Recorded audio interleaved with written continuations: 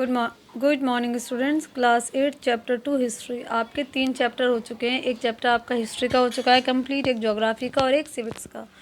आप लोग का ये हिस्ट्री का सेकंड चैप्टर है जो मैं आज कराने जा रही हूँ। आपका चैप्टर है from trade to territory, the company establishes power. किस कंपनी की बात कर रहे हैं ईस्ट इंडिया कंपनी की, कि किस तरह से ईस्ट इंडिया कंपनी हिंदुस्तान आई। ईस्ट इंडिया कंपनी व्यापार करने आई थी और फिर किस तरह से उसने हमारे इस टेरिटरी पर अपना कब्जा कर लिया और किस तरह से वो यहाँ पर आकर एक तरह से सेटल हो गए, हम पर राज करने लगे।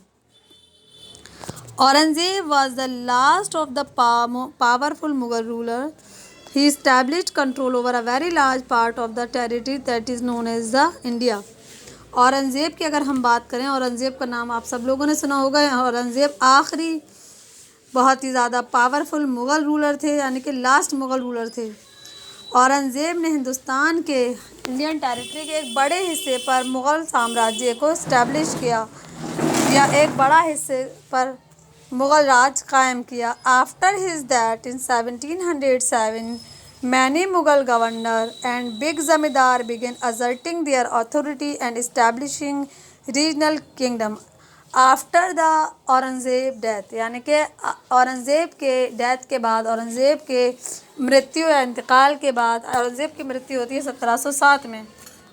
उसके बाद क्या होता है कि बहुत सारे जो वो लोग जो मुग़ल साम्राज्य में या मुग़ल डायनेस्टी में सूबेदार वगैरह की पोजीशन पर थे, ज़मींदार थे, उन्होंने क्या किया, उन्होंने खुद की अपनी रीजनल किंगडम इस्टेब्लिश करना शुरू कर दी। As powerful regional kingdom emerge in various parts of India. और हिंदुस्तान के अलग अलग हिस्सों में बहुत सी पावरफुल किंगडम्स उभर कर सामने आईं। As Delhi could no longer function as an effective centre. और दिल्ली यानी कि औरंगज़ेब के इंतकाल के बाद भी दिल्ली भी इस तरह से इफ़ेक्टिवली काम नहीं कर पा रहा था जैसे वो पहले करता था। यानी कि दिल्ली पहले एक बहुत पावरफुल सेंटर माना जाता था, लेकिन औरंगज़ेब की इंतकाल के बाद जब नई नई किंगडम्स उभर कर सामने आने लगी तो दिल्ली भी एक इफ़ेक्टिव सेंटर नहीं रह पाया, वो भी अपनी पोजीशन को बचाने में कामयाब नहीं हो पाया, क्योंकि नई नई साम्राज्य, नई नई किंगडम्स, नई नई डायनेस्टीज उभर कर सामने आ रही थी। नेक्स्ट टॉपिक है East India company. East India company in 1600 the East India Company acquired a charter from the ruler of England Queen Elizabeth I. East India company comes east, यानी कि ईस्ट इंडिया कंपनी हिंदुस्तान में अगर हम बात करें east India company तो 1600 ईस्वी में, 1600 शताब्दी में हिंदुस्तान में ईस्ट इंडिया कंपनी कायम हुई। कंपनी किसने कायम की? कंपनी अंग्रेज़ों ने कायम की। और ईस्ट इंडिया कंपनी को कायम करने के लिए जो चार्टर उनको हासिल हुआ था वो क्वीन एलिज़ाबेथ से हासिल हुआ था, जो इंग्लैंड से बिलोंग करती थी। Granting it the sole right to trade with the east. और क्वीन एलिज़ाबेथ ने एक तरह से एक अधिकार दिया था कि जिसके मुताबिक एक राइट ये दिया उन्होंने कि जिसके मुताबिक ईस्ट के साथ में व्यापार किया जा सके। This mean that no longer other trading group in England could compete with the East India Company. इसका मतलब ये हुआ सिर्फ ईस्ट इंडिया कंपनी ऐसी थी पूरे इंग्लैंड में जो कंपनी कि जो ईस्ट इंडिया के साथ में व्यापार कर सकती थी, उसके अलावा कोई और दूसरा ऑप्शन नहीं था। With this charter, the company could venture across the ocean looking for new land from which it could be buy goods at cheap price and carry them back to Europe to sell at the higher price. इस charter के बाद company ने नए नए जगहों को तलाश करना शुरू कर दिया। किस लिए? ताकि वो वहाँ से सस्ती कीमत में सामान ख़रीद सकें, उसको वापस इंग्लैंड ले जा सकें और फिर वहाँ से तैयार शुदा माल को वापस इन मार्केट में महंगी कीमत पर सेल कर सकें और ज़्यादा से ज़्यादा प्रॉफिट कमा सकें। The company did not have to fear competition from other English trading companies. East India Company के सामने एक तरह से कोई ऐसी कंपनी मौजूद नहीं थी जो उसके साथ व्यापार में किसी तरह का कंपटीशन या उसे बीट कर पाती। Mercantile trading companies in those days made profit primarily bye excluding competition. और जो मर्सेंटाइल ट्रेडिंग कंपनीज थी उन दिनों में, वो उनका काम क्या था, उनका सिर्फ और सिर्फ एक ही मोटिव था, और वो था ज़्यादा से ज़्यादा प्रॉफिट कमाना, so that they could buy cheap and sell dear. तो ये लोग क्या करते थे, जो प्रोडक्ट होता था उसको कम से कम कीमत में खरीदते थे, और उस प्रोडक्ट उस मतलब उस रॉ मटेरियल जो होता था उसको बहुत कम कीमत में ख़रीदा करते थे, और उस रॉ मटेरियल से प्रोडक्ट बनाने के बाद उस प्रोडक्ट को बहुत महंगे दामों में बेचा करते थे, जिससे कि इनको ज़्यादा से ज़्यादा प्रॉफिट हासिल हो सके। The royal charter however could not prevent other European power from entering the eastern market. हम रॉयल चार्टर की बात करें तो कुड नॉट प्रिवेंट, तो रॉयल चार्टर के मुताबिक ये था कि जो दूसरी यूरोपियन पावर थी उनको ईस्टर्न मार्केट में एक तरह से एंट्री की भी इजाज़त नहीं थी। By the time the first English ship sail down the west coast of Africa, और उस वक्त पहला जो शिप था जो समुद्री सफ़र तय करता हुआ अफ्रीका पहुंचा, round the Cape of Good Hope, और किस उससे कि उनको उम्मीद क्या थी कि वो एंड क्रॉस द इंडियन, और एक उम्मीद के साथ पहुंचा round the Cape of Good Hope and the coast of and cross the Indian Ocean, Bharat Indian Ocean को क्रॉस करता हुआ। The Portuguese had already establish their presence in the western coast of India, जबकि यानी कि Africa को तलाश जब किया, फिर उसके बाद में हालांकि जब वो यहाँ पहुँचे इंडियन ओशन को क्रॉस करते हुए, तो पता चला कि यहाँ पर जो पुर्तगीज़ हैं वो पहले से ही यहाँ पर, या पुर्तगीज़ के लोग हैं वो हिंदुस्तान के वेस्टर्न कोस्ट को में अपने आप को यहाँ पर इस्टेब्लिश कर चुके हैं, and had there base in Goa. और उन्होंने कहाँ पर अपने आप के मतलब गोवा को उन्होंने प्रायोरिटी दी, और वहाँ पर उन्होंने खुद को इस्टेब्लिश किया। In fact it was Vasco da gamma.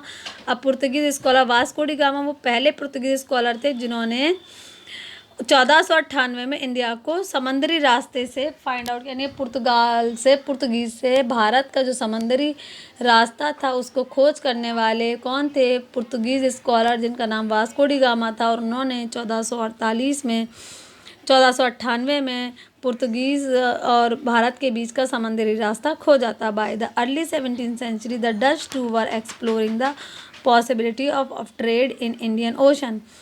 उसके बाद 17th सेंचुरी में हम देखें तो जो डच के लोग थे उन्होंने भी इंडियंस के साथ में व्यापार करना शुरू कर दिया। इंडियन ओशन का मतलब ये है कि हिंदुस्तान उन्होंने सब, क्योंकि पहले जो भी तिजारत थी वो समंदरी रास्ते से की जाती थी, समुद्री जो भी वाटर बॉडीज़ हैं, जो कोस्टल एरियाज़ हैं वहाँ उनके मदद से की जाती थी, इसलिए वर्ड यहाँ पे इंडियन ओशन यूज़ किया गया है। Some the French trader arrived on the scene, और तभी यहाँ पर कुछ फ्रेंच ट्रेडर भी पहुँचे, यानी कि दुनिया के अलग अलग देशों से लोग हिंदुस्तान आ रहे थे व्यापार करने के लिए। हिंदुस्तान को वो व्यापार की नज़र से देख रहे थे, यहाँ पर चाहते थे वो अपनी अपनी कंपनीज़ को इस्टेब्लिश करना। The problem was that all the companies were interested in buying the same thing. अब प्रॉब्लम ये थी कि तमाम जितनी भी कंपनीज हिंदुस्तान आ रही थी व्यापार करने के लिए, वो सभी कंपनी एक ही चीज़ ख़रीदना चाहती थी, और वो भी बहुत कम कीमत पर। The fine quality of cotton silk produce in India had a big market in Europe. Hindustan में पैदा होने वाली कॉटन की यूरोपियन मार्केट में बहुत डिमांड थी, क्योंकि हिंदुस्तान में जो कॉटन पैदा होती थी वो बहुत अच्छी क्वालिटी की कॉटन होती थी। इसके अलावा जो काली मिर्च है, पीपर है, क्लोव्स है, कार्डिमम है, सिनामोम है, too were in the great demand, यानी कि गरम मसाले जो हिंदुस्तान में केरला में पाए जाते हैं। आज भी हिंदुस्तान के मसालों की यूरोपियन कंट्रीज़ में बहुत ज़्यादा डिमांड होती है, तो उनकी भी बहुत ज़्यादा डिमांड थी यूरोपियन मार्केट में। Competition amongst the European companies inevitably pushed up the prices at which these goods could be purchased। अब तमाम कंपनीज क्योंकि इस तरह की चीज़ें ख़रीदने में इंटरेस्टेड थी, तो कंपनीज के बीच में कंपटीशन हो गया था प्राइसेस को लेकर, and this reduce the profit could be earn. अब जब कंपटीशन हो गया प्राइसेस को लेकर, तो इसकी वजह से क्या हुआ, उनका जो प्रॉफिट था वो कम होने लगा, क्योंकि जब कंपटीशन हो गया तो चीज़ें महंगे दामों में ख़रीदी जाने लगी, जिसकी वजह से प्रॉफिट कम होने लगा। The only way the trading company could flourish bye eliminating rival competitor. अब जो ट्रेडिंग कंपनीज थी वो क्या चाहती थी, वो चाहती थी कि उनके जो कंपिटिटर्स हैं उनको वो किसी भी तरह से एलिमिनेट कर दें, ताकि वो ज़्यादा प्रॉफिट गेन कर सकें और जो रॉ मटेरियल है वो कम कीमत पर ही खरीद सकें। The urge to secure market therefore led to fierce battle between the trading companies. और इसकी वजह से क्या हुआ, इन प्राइसेस को लेकर जो ट्रेडिंग कंपनीज थी उनमें कहीं ना कहीं तरह से फाइटिंग शुरू हो गई, उनमें झगड़े, उनमें बैटल शुरू हो गई। Through the 7 and 18th century they regularly sank each other ship. और 17 and 18 सेंचुरी में अगर हम देखें तो ये जो कंपनीज थी लगातार एक दूसरे के जो, क्योंकि व्यापार समुद्री जहाज़ों से होता था, तो एक दूसरे के जहाज़ों पर एक तरह से ये लगातार एक दूसरे को अटैक करने लगे, एक दूसरे से कॉम्पिट करने लगे। ब्लॉक्ड रूट और एक दूसरे के जो रास्ते थे उनको बंद करने लगे ताकि ये व्यापार करके अपने देश में यहाँ सामान खरीद के ना ले जा सके और अपने देश से सामान बना हुआ यहाँ लाकर बेच ना सके और प्रॉफिट ना कमा सकें। And prevented rival ships from moving with supplies of the goods. क्यों ऐसा कर रहे थे वो, क्यों एक दूसरे के जहाज़ों के रास्ते रोकते थे, ब्लॉक करते थे, ताकि जो समुद्री रास्ते से जो व्यापार किया जाता है, जो कम कीमत पर माल यहाँ से ख़रीद कर हिंदुस्तान से अपने देश ले जाया जाता है और अपने देश में उस माल को, उस कच्चे माल से, उस रॉ मटेरियल से जो प्रोडक्ट बनाए जाते हैं उनको फिर तैयार करके हिंदुस्तान के मार्केट में जो महंगी कीमत पर बेचा जाता है वो भी रोका जा सके। Trade were carried on the arm and trading post were protected through the fortification. Trade were carried, लेकिन फिर भी अब क्या हुआ, इस व्यापार को करने के लिए उन्हें हथियारों की ज़रूरत पड़ने लगी। क्योंकि बैटल्स शुरू हो गई थी, आपस में लड़ाइयाँ शुरू हो गई थी, तो अपने प्रोटेक्शन के लिए उन्हें हथियार वगैरह की ज़रूरत भी पड़ने लगी क्योंकि बैटल हो गई थी शुरू। This effort to fortify settlement and carry on profitable trade also led to intense conflict with local ruler. अब क्या हुआ, इस ट्रेड की वजह से, क्योंकि जो यूरोपियन कंपनीज थी वो ये चाहती थी कि ज़्यादा से ज़्यादा वो प्रॉफिट गेन कर सकें और उन कंपनीज में भी आपस में बैटल छिड़ गई थी कि प्राइसेस को लेकर, किस प्राइसेस को लेकर, जो रॉ मटेरियल के प्राइसेस होते थे और जो प्रोडक्ट तैयार होता था उसके प्राइसेस को उसको बेचने को लेकर जो प्राइसेस होते थे वो उनमें आपस में ही बैटल हो गई थी। उसके अलावा इस प्रॉफिट की वजह से जो लोकल रूलर थे और जो यूरोपियन कंपनीज थी उनमें भी कहीं ना कहीं झगड़ा शुरू हो गया, कॉन्फ्लिक्ट पैदा हो गया। The company therefore found it difficult to separate trade from politics. और कंपनी के लिए इसे बहुत मुश्किल हो गया कि वो किस तरह से व्यापार और पॉलिटिक्स को सेपरेट करे, क्योंकि ईस्ट इंडिया कंपनी आई तो भले ही यहाँ पर किस नज़रिए से थी कि यहाँ पर उसको व्यापार करना था, लेकिन ईस्ट इंडिया कंपनी जब यहाँ पर इस्टेब्लिश्ड हो गई तो व्यापार के साथ साथ वो अपने आप के अपने पैर फैलाने लगी और फिर यहाँ की वो पॉलिटिकल मैटर्स में इंटरफेयर करने लगी, एडमिनिस्ट्रेटिव मैटर्स में इंटरफेयर करने लगी, बाकी दूसरे मैटर्स में इंटरफेयर करने लगी और हिंदुस्तान पर उसने धीरे धीरे अपना कब्ज़ा जमा लिया। तो जब इन लोकल रूलर्स में और ईस्ट इंडिया कंपनी के जो ऑनर्स वगैरह थे, इन लोगों में जब कॉन्फ्लिक्ट के पैदा हो गए तो कंपनी के लिए बड़ी मुश्किल हो रही थी कि उस तरह से वो अपने व्यापारिक मसलों को, अपने ट्रेडिंग मैटर्स को पॉलिटिकल मैटर्स से अलग करें। नेक्स्ट हमारा टॉपिक है East India Company begin trade in Bengal, कि किस तरह से ईस्ट इंडिया कंपनी ने बंगाल में ट्रेड शुरू की। ठीक है बेटा। The first English factory was set up on the bank of the river Hooghly in 1651। Hooghly नदी के किनारे जो पहली इंग्लिश फैक्ट्री कायम हुई थी 1651 में, वो थी east India company. This was the base from which the companies trader known at that time age factor operated. और यही वो जगह थी, यही वो कंपनी थी जहाँ से अंग्रेज़ों ने व्यापार करना शुरू किया। The factory had a warehouse where goods for export were stored. Factory के अंदर एक वेयर हाउस होता था जहाँ पर वो चीज़ों को, जो माल तैयार हो जाता उनको वो बनाकर स्टोर करके रखा करते थे और फिर बाहर उसको एक्सपोर्ट किया करते थे। And it had offices where company official sat. इसके अलावा कंपनी के बहुत सारे ऑफिसेज भी थे जहाँ पर कंपनी के जो ऑफिसर्स होते थे वो बैठते थे, मीटिंग करते थे कि किस तरह से आगे के काम को उन्हें अंजाम देना है। एज ट्रेड एक्सपेंडेड, जैसे जैसे ईस्ट इंडिया कंपनी ने व्यापार फैलाया, the company persuaded merchant and trader to come and settle near the factory. तो जैसे जैसे ईस्ट इंडिया कंपनी ने अपना व्यापार फैलाया वैसे वैसे उसने कंपनी के आसपास ही अपने व्यापारों को, सौदागरों को सेटल करना शुरू कर दिया, ताकि जब आसपास कंपनी के आसपास ही व्यापारी मिल जाएंगे, मर्चेंट मिल जाएंगे, तो उन्हें आगे कहीं दूर दराज एरिया में जाकर उन्हें व्यापार करने की ज़रूरत नहीं मिलेगी, दूसरे रीजन्स में जाने की ज़रूरत नहीं मिलेगी। इसलिए उन्होंने कंपनी के आसपास ही व्यापारियों को, ट्रेडर्स को और जो मर्चेंट्स होते हैं उनको आबाद करना, उनको बसाना शुरू कर दिया था।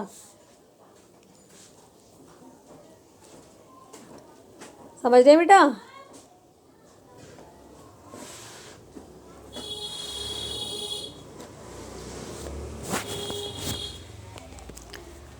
By 1696 it began building a fort around the settlement।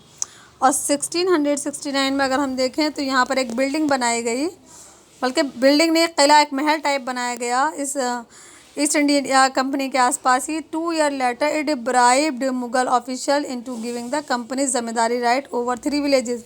और लगभग इसके 2 साल के बाद जो मुगल ऑफिशियल थे उन्होंने into giving the company ज़मींदारी right, तो कंपनी के उन्होंने ज़मींदारी राइट दे दिए लगभग 3 गांवों पर। यानी कि मुगल रूलर ने ईस्ट इंडिया कंपनी को एक तरह से ज़मींदारी राइट दे दिया 3 गांवों को लेकर। वो क्या थे वो पढ़ते हैं। One of these was Calicut, एक गांव था कालीकट, जिसको अब हम कोलकाता या कलकत्ता के नाम से जानते हैं। It also persuaded the Mughal emperor Aurangzeb issue a farman granting the company right to trade duty free. तो मुगल एम्परर जिनका नाम औरंगजेब है, उन्होंने ईस्ट इंडिया कंपनी को लेकर एक फरमान जारी किया और उसमें यह था कि कंपनी को ये अधिकार था कि वो कलकत्ता के साथ व्यापार कर सकती थी और उस पर किसी भी तरह का कोई चार्ज या कोई कस्टम चार्ज नहीं था। The company tried continuously to press for more concession and manipulate existing privileges Aurangzeb farman. Company ने लगातार इस चीज़ को काफ़ी अच्छे से लिया कि औरंगज़ेब ने जो फरमान जारी किया, जिसकी वजह से उन पर किसी तरह का कोई कस्टम, कोई चार्ज, कोई ड्यूटी नहीं है, वो फ्रीली कलकत्ता के साथ व्यापार कर सकते हैं। Had granted only the company on the right to trade duty free, यानी कि फ्री, उन पर कोई चार्ज नहीं है, वो आराम से आसानी से कलकत्ता के साथ जो भी व्यापार करना चाहें कर सकते हैं। This they refused to pay, causing an enormous loss of revenue for Bengal। This they refused to pay, और उन्होंने क्या किया, उन्होंने यानी कि ईस्ट इंडिया कंपनी ने भी बंगाल को किसी भी तरह का कोई भी टैक्स देने से रिफ्यूज़ कर दिया, जिसकी वजह से बंगाल में जब जाहिर सी बात है कोई भी रेवेन्यू टैक्स नहीं आएगा तो भारी नुकसान होगा। तो बंगाल को इसका काफ़ी भारी खमियाजा उठाना पड़ा। How could the nawab of Bengal Murshid Quli Khan not protest. और फिर उसके बाद जो बंगाल वगैरह के नवाब थे उनको इसका खमियाजा उठाने पड़ा। बंगाल कुली खान नॉट प्रोटेस्ट, लेकिन उन्होंने प्रोटेस्ट नहीं किया। अब वो प्रोटेस्ट क्यों नहीं किया वो हम आगे जब आपका चैप्टर कंटिन्यू करेंगे वो रीज़न्स आपको उसमें पढ़ाएंगे। ओके बेटा, थैंक यू वेरी मच।